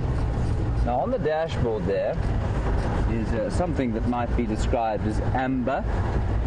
It is a little bit of tree gum that comes from a combretum tree or bush willow, and you can see it glinting beautifully there in the morning light. And I just want to try and eat some and see what it tastes like. This, of course, is the premise behind that Jurassic Park film. You remember that the mosquito, if you've seen the film, I'm sure you have. If you haven't, get out there, and I don't suppose you can get it at a video store anymore. I don't think they have those anymore. Get it from Netflix. And the premise was a mosquito had been caught in some amber, basically some tree gum like this, and what the inimitable late Sir Richard Attenborough did was to drill into the amber, extract the dinosaur DNA from the mosquito, which had been supping on Brontosaurus or something similar, and so created a whole new generation of dinosaurs. That, of course, is utter fable, but let's just have a taste of this stuff. This is what many animals eat. It's supposed to be very rich in energy. I don't want to be selfish, so I'm going to offer Brian some. There you are, Brian, and we'll try it.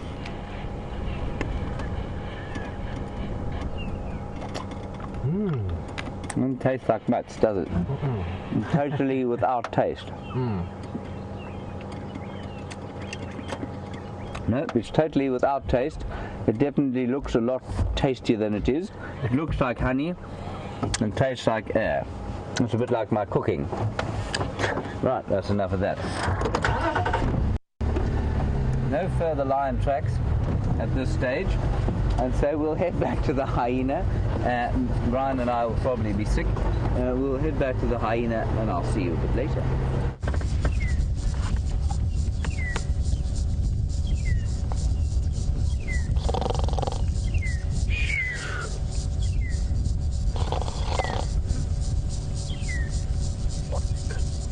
If we were into sound effects, that would be the fitting one.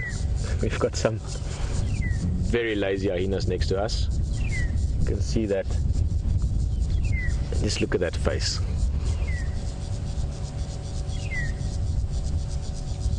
I'm sure the mother at least loves it. Still a bit dirty from all the blood, but that is what a happy, contented hyena looks like.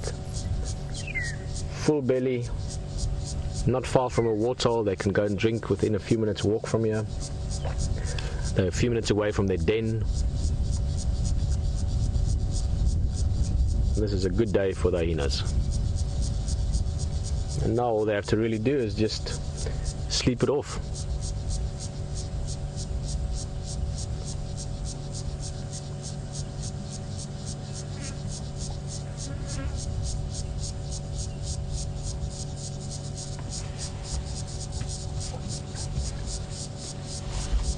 Not coincidence the way they're lying down. You can see one facing one way, one the other way. And even the way they spread out around where this carcass is, they've sort of made like a sort of a wider perimeter, if you want, like a circle almost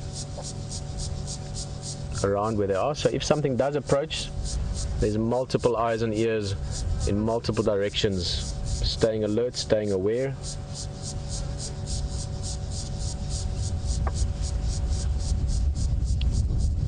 And varying between alert and asleep. Heads down, and I'm sure quite soon again, heads up.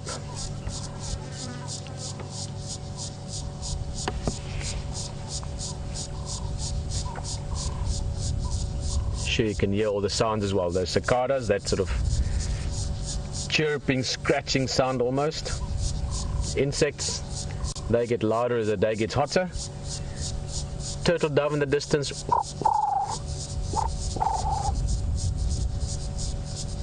Looks like a bit of a bada bing bada boom. It looks like a bit of a bite mark on the leg there. You did ask earlier about the injury on the back of that one hyena. That looked like a bite mark on the leg. Maybe again in the takeover from the lions there would have been a bit of fighting going on. Just to give you a perspective, we've got them sleeping to our right here. There to the left is where the carcass is. We've just moved around to the other side. Probably at least one of them will keep eating. What have you got there, Liam? Oh, there's another one. Oh, spotted. Oh, she's calling.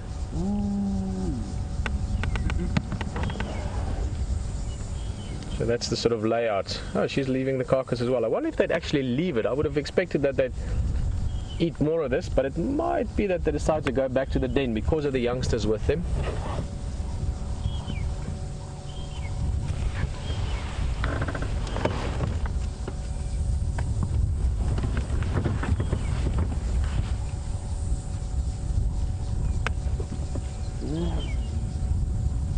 The alpha female, the one closest to the carcass now on the right hand side.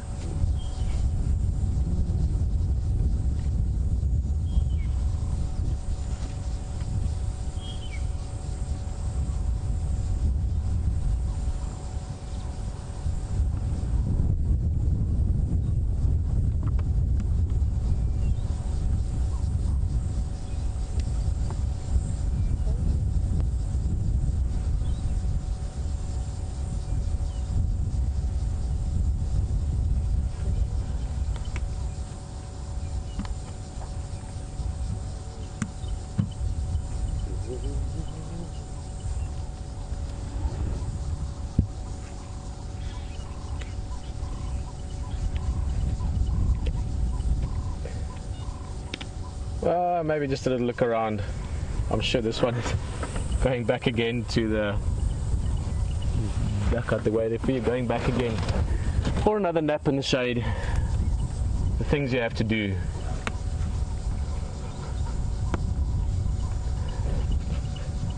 Pretty sure they're going to be around here for at least another hour or two in the morning. Other animals that stay active during this time of the day are the biggest animals out there. Enjoy the ellies. We'll see you back in a bit.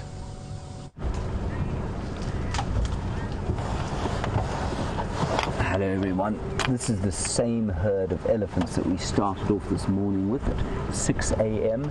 They're in a similar area and they're still feeding gently through the woodland, and I can't believe that it'll be too long before they head off to have something to drink.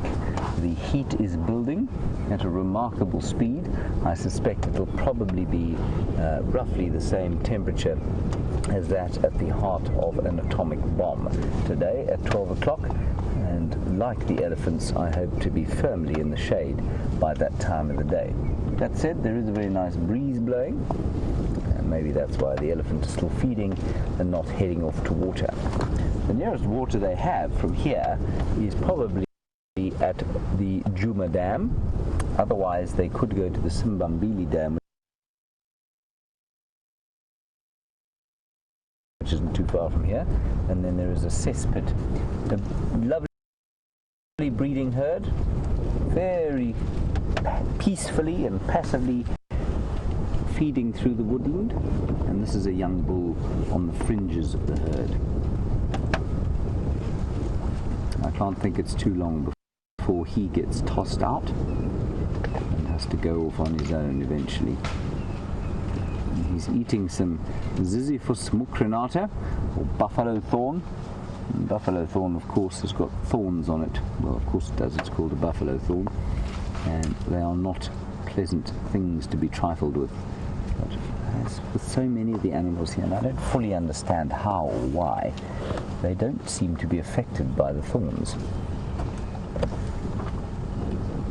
really is a wonderful picture of great peace here as the heat starts to build. And you can see he's watching us very carefully, I suspect half in slight amusement, and I don't mean he's having a laugh, I mean that he's curious, he's interested in what we're doing, and half in sort of just trying to check out, are we a danger, are we not. So there's a bit of fear and quite a lot of curiosity involved in his look, and that's because these young elephant bulls are always quite curious, and they're a bit like people at the same age. They really do like to check out what's going on around them, feel themselves, test the boundaries, see what's afraid of them, see what isn't. When we first arrived, he shook his head at us, and when we didn't move off, he looked very embarrassed indeed.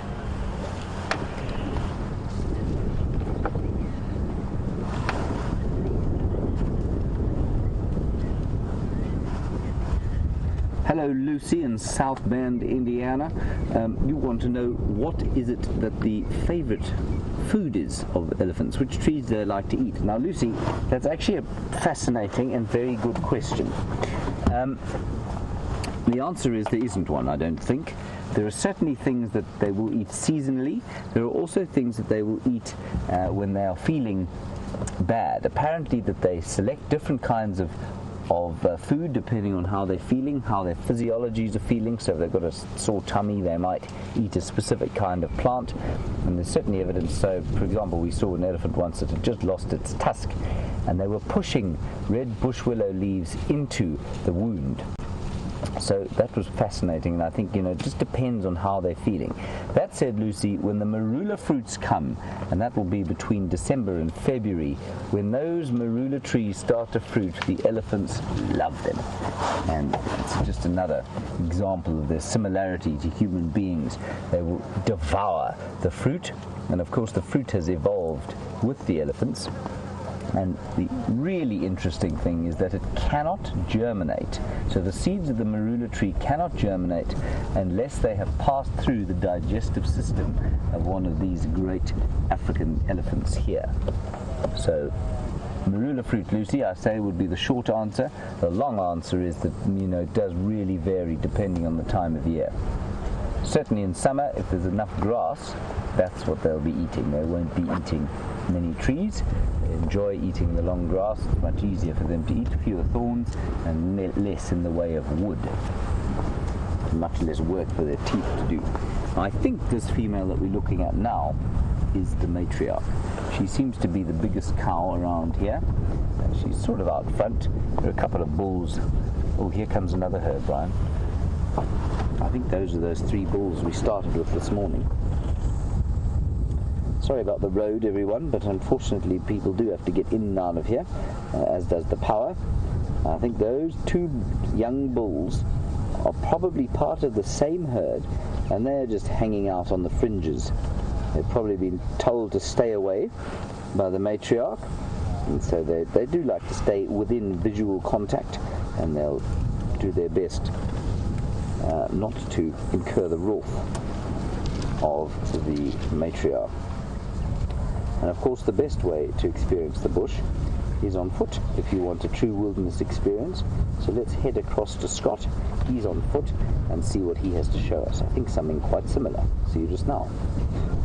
Welcome back, everyone. And we've got a beautiful breeding herd of elephants up ahead of us. There's a few youngsters and a monkey who's going to take in for a closer look now. The wind is in our favor, but we are going to have to be careful. The elephants are moving around, and there's quite a lot of them. Actually, what I'm going to suggest we do, because they are coming towards us, is just slowly back up. The wind is in our favor. You can see it's blowing mainly towards us, but the elephants are moving in our direction. And what we're going to do is we're going to climb up onto a large termite mound, which is just behind us, and that should leave us in a safe place. Keep going back, Chandra. Maybe you follow me. Just get Chandra to follow me. You do need to be careful, because elephant mothers will be very protective of their calves. And that's why if we get up onto this big termite mound, we should be in a great spot to enjoy the sighting. It's going to be awesome. Looks like they're feeding gently towards us.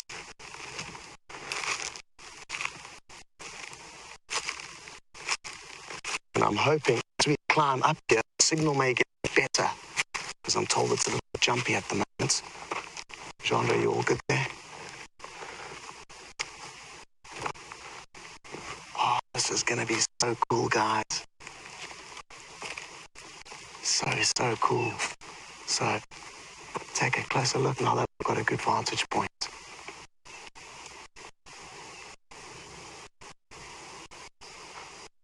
I'm not sure how many of you guys can see, but I'm counting about 20 elephants, a large herd. And calm and relaxed as they are now, case to us, they've got absolutely no idea of our presence. Their eyesight isn't the best, and we're moving through a lot of shady areas which will help conceal us. Something very good to remember when approaching dangerous game. Use the shadows to your advantage, and also the wind. Now, the wind is in our favor, but we're on a bit of a drainage line or river there. And what tends to happen in these areas is that the wind can swirl. All is good for now.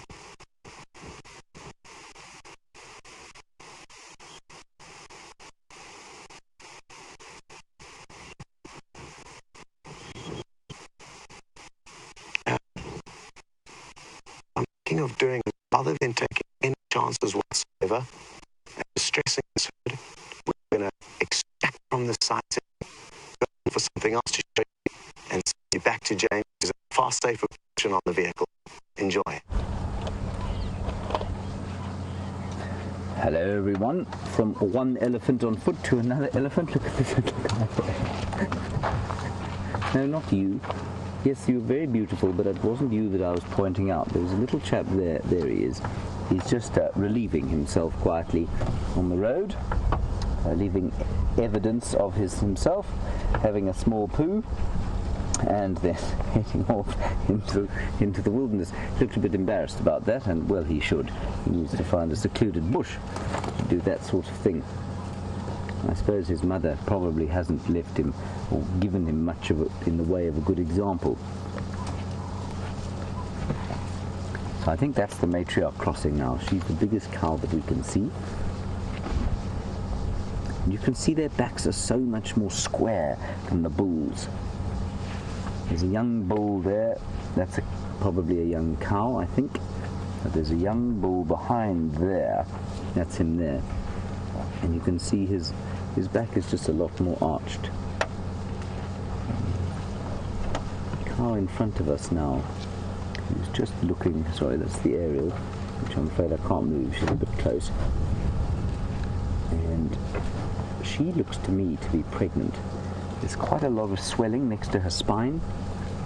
I think you'll probably find that she's pregnant. It's going to be a bit quiet for a while. I want you to listen to the cicadas calling. Quintessential summer sound, and just one that fills me with a great sense of peace.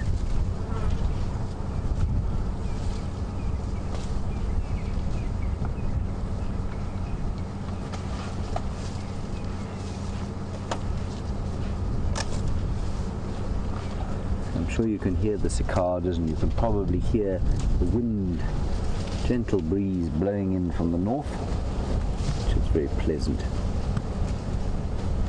There's another game drive coming, and that's why some of the elephants have reacted a little bit. They often just react initially when a car comes along, and then they get on with life and relax.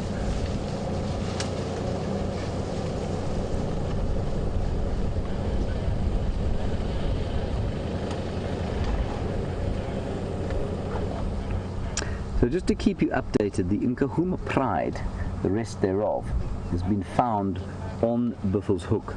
So that's just north of Vuatela or Djuma.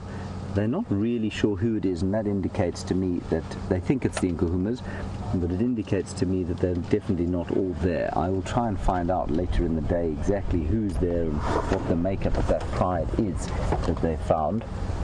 But it does bode quite well for later on, certainly maybe not today, but tomorrow. Hopefully that pride will join up with the amber-eyed female again, and they will be reunited, with any luck, right on Djuma, possibly with Hayden in the savannah tent. What do you think, Brian? Is it nice? Quite fun. So it would certainly explain that sort of slightly odd nervous behavior from the lioness this morning, and her calling before we managed to get there. Anyway, while the lions are in upheaval, these elephants are completely at peace. And people often ask me, or used to ask, what's it, if you could choose one animal to be, what would it be? And I've often thought an elephant would be a good thing to be, because you live for a long time, and also there's not a huge amount that can eat you. But to be an impala or a kudu or nyala or something like that must be a pretty terrifying existence, living out here in the wilderness.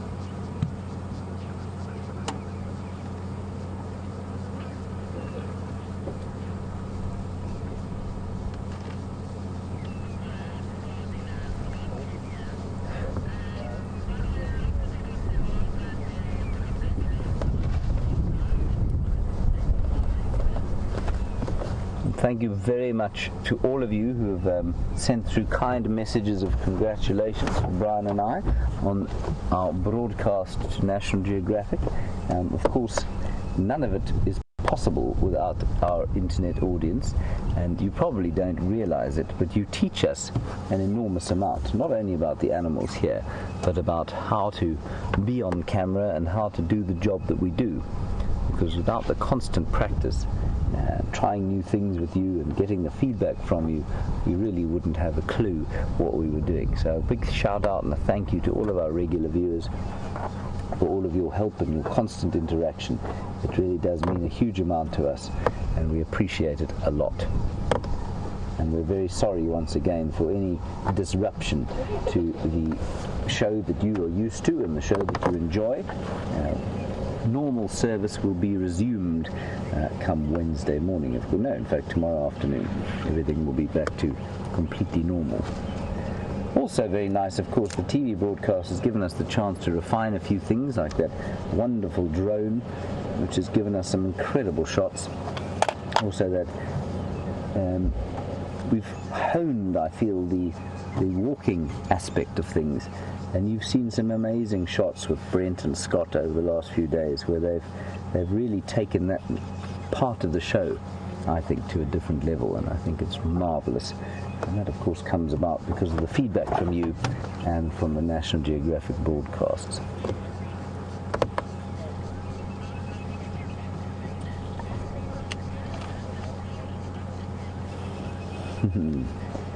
It's a very clever question from Ashley on Twitter. Please remember to tell us where you're from. Ashley, you could be in the North Pole, you could be in Tierra del Fuego. It will be lovely to know where you're watching us from. And Ashley, you want to know, can elephants tell if plants are poisonous? Ashley, I think they can. I think most animals in their natural habitat can tell what to eat and what not to eat. And what's really important about that, of course, is that an elephant lives in a matriarchal herd where the older ones, they live beyond breeding age, and the older ones are there to basically explain. I mean, I don't know what the mechanism of the explanation is, but to explain to the younger ones what to eat and what not to eat. So I'm pretty sure that they know precisely what's poisonous and what is not. Okay, as this herd melts into the bushes, we're going to head back across to Pieter and his hyena. I think that they are still in the same place. I suspect, much like most of the predators out here, they will go to sleep fairly soon as the heat starts to beat down upon us. Enjoy that, and I will see what else we can find before we say goodbye. See you later.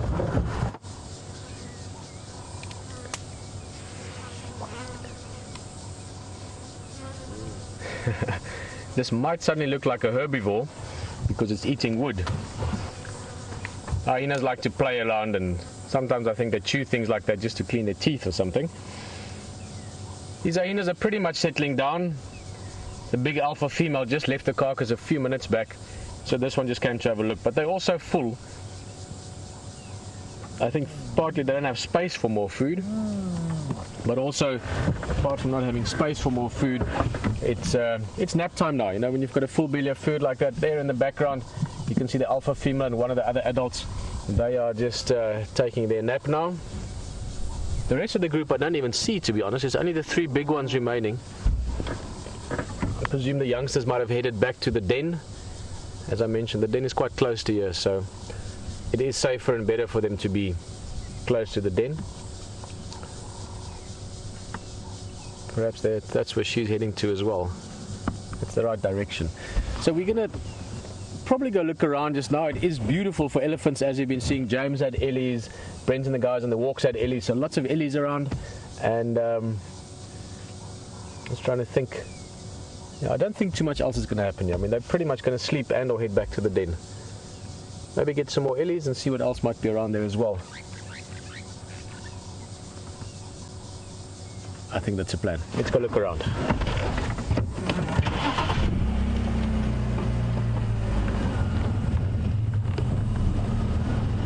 There's another one. Also in the shade.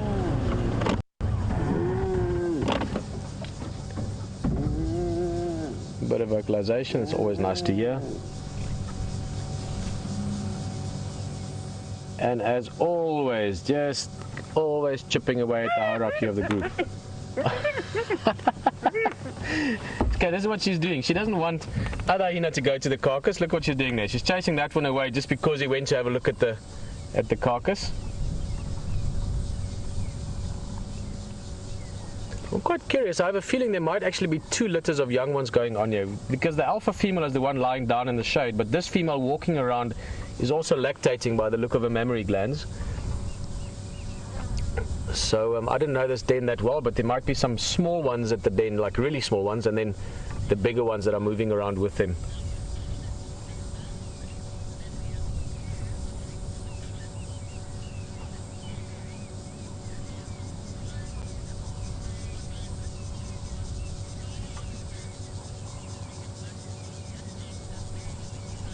Oh, awesome. Thank you very much. It's the benefit of having such a great team here, is getting some information. As I said, I haven't been seeing these hyenas much, but there's 3 different sets of pups. Born in December 2, one in November, and around May somewhere, end of May. So May, June, July, August, September, 4 or 5 months old, the smallest ones. So in short, a very successful clan. They're doing well, enough food that they can have various females breeding. If the conditions were very harsh, only the alpha female would breed. But if conditions are good, you know, grow the clan. I think we should go look around a little bit. We've got about half an hour, 40 minutes left of the morning safari, sunrise safari, and who knows what we could still find in that time.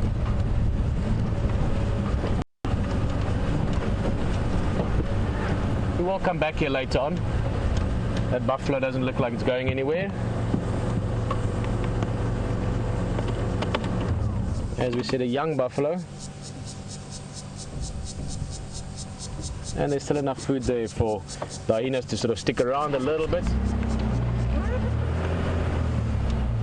But most of the feeding is finished now.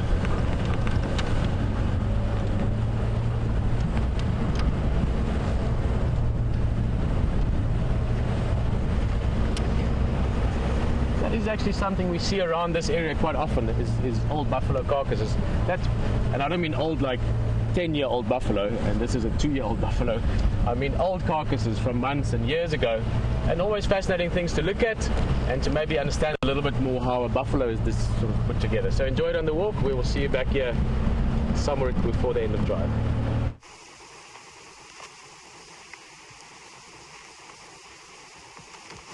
Well, we thought we would take you and show you some closer scenes of what a buffalo carcass looks like after it's been left for a while. This has actually been here for over a year, but there's still some really interesting stuff to see. It was killed by a pride of lion before I started working here at Djuma. But like Pieter says, it's kind of like a crime scene. You get to investigate a little bit about what's happened and also a bit about the anatomy of a buffalo. And there's quite a few different bones here. These are rib bones, this one at least, which kind of makes sense. You can see how it's curved, just like our rib bones would be. And it's been bleached white by the sun. And as we keep looking through this area, we'll see that there's a lot of other different bones, different parts of the carcass. Here's some of the actual vertebra. And what I'm going to do is I'm going to grab 2 different pieces of vertebra, and this way you'll be able to see how they actually interconnect. Look at this. It's not perfect. These 2 might not have been the perfect links, but you can see this rounded section and how it fits into this ball here. And then also, what I'll try and do, it's filled up with sand, but you can see through that hole, and that's where the spinal cord will run, straight through that little hole, as it would on this one when I link both of them together and put them in place. And isn't that cool? So that's where the spinal cord runs, and as soon as that gets severed, the animal will be paralyzed. Now, I don't think that necessarily happened in this case. Lions will often have to suffocate buffalo in order to kill them. It would be interesting to know how the hyena managed to get to that buffalo carcass. I'm not sure what Pieter thinks, but how lion will kill buffalo is they will try and strangle them by choking their airflow on their throats, as well as actually closing over the whole muzzle of the buffalo to prevent it from breathing through its nostrils. It can often take quite some time, depending on how successful the lions are. But buffalo are incredibly big animals, and even once they have been brought down, and lion can be covered all over their body, on their neck, on their muzzle, if other buffalo return to try and rescue their friend, which they often do, that buffalo could still escape to tell another story. Now, I'm guessing that this was a buffalo bull, judging by its head shape and size. What you'll notice, though, is that animals like hyena with incredibly powerful jaws have chewed through and broken off all this section here, which would have been the nose. You can see the eye cavity over here. What's also interesting is that you get to see how a horn works. And all you see with buffalo and other antelope is this outer layer of keratin, the brown part that you can see, but all horns will have a bony inner. Unlike an antler, which is one set type of growth, the horns of antelope and other animals which go throughout the life of the animal, unlike an antler which is shed seasonally on deer. So you get to see a little bit of that, and you also get to see a few tiny holes. What I'm going to try and do is rest it down here. And you can see that this keratin sheath has actually been fed on by something called horned borer moth, and there's not many animals that can feed on it. You can see the tiny little holes, as well as the larval casings, where the little insects would have left their dung and droppings after feeding on these horns. And it just goes to show how not much goes to waste out here in Africa. There's animals designed to make sure that everything is utilized, even the keratin sheath of the horn, which would have actually been huge. It would have bulged up quite extensively, especially on the center of the skull. And female buffalo will lack this very bony center, and they'll actually have hair growing out of their middle parting. So that's how you can distinguish between male and female buffalo. Not easy in this case, though. Interesting stuff nonetheless. We are going to continue and see what else we can find you. So let's go and see what's around the next corner. Ah, hold on. This is quite interesting. I was talking about the growth of spring, and this tree, which doesn't look too impressive at this stage, is one of the most iconic and special trees of the lowveld. It's a baby marula tree. And what I'm going to do is take you across to see what a big one looks like. There's be one close by. Oh, there we go. Let's go and have a closer look at a big one that's straight up ahead of us. And the reason why they are such iconic trees of this area is that they are not only beautiful to look at, both in winter when they don't have any leaves and in summer when they have a fresh green shoot like we can see now, but leopards love sleeping in them. They've often got very horizontal branches that are thick and comfortable to lie on. And 9 times out of 10, when we see a leopard up in a tree, it will be in the marula tree. Some of you who are fans of liqueur may well have heard of the liqueur called amarula. And this liqueur is made from the fruits that drop from this tree. They'll probably start bearing the fruits in the next month or so, but only in about January or February do they start dropping and ripening. And they're about the size of a golf ball, extremely high in vitamin C. This bone got carried along probably by a hyena all the way from that same carcass that we looked at earlier. So still another buffalo bone. Looks like a rib cage to me. Just interesting that it's been moved this far away. Let's get a bit closer to the marula tree though. This is the first time I've seen a bird called the black cuckoo.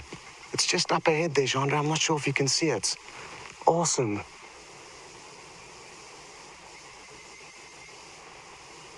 Look at that. First black cuckoo of the season. Their call rings out.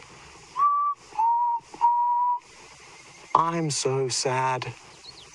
And this may well be another bird for you to add to your bird lists because they haven't been here in the winter months. Well, finally, we've got to the marula though. And we're going to leave that little black cuckoo there. And take a look at this beautiful tree. I can't really show you much of the bark because it's been covered in mud from elephants that it would have been wallowing nearby and then coming and rubbing up against this tree. Bit of a health spa, you could almost say. But this is the beautiful marula tree. And what a great way to end things off.